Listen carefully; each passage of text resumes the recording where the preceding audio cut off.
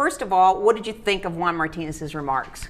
I mean, well, first of all, it's just undignified for a prosecutor, I think, to be grandstanding, especially in a case like this, where whether or not you think that Jodi Arias is guilty of this crime, it's still a very serious and, event that should be in which prosecutors and defense attorneys should be behaving themselves in a more dignified way than it seems that Mr. Martinez was. Okay, and you mean outside of the courthouse? Both, even his demeanor in front of the judge and his lack of any sort of remorse, really, for having behaved in what is still inappropriate and undignified manner, to me, it says a lot about him.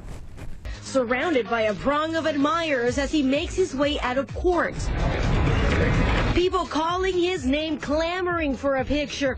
A moment with the hard-hitting prosecutor in the Jodi Arias trial. I want you to sign my name. Really? I do. Oh my God. Here, I have my Sharpie. Judy. Martinez, a 25-year veteran with the Maricopa County Attorney's Office, has had his share of high-profile cases, but he says nothing could have prepared him for this. This morning when we got here, we got to the elevator and he was standing right there, and I was just kind of like shocked, and he just looked at me and said hi, and I was like, hi, it's so nice to meet you. Juan Martinez is my hero.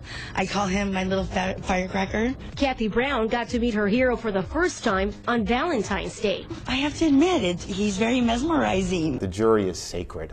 It is so important that they remain fair and impartial. It is what any defendant is entitled to, as a fair and impartial jury.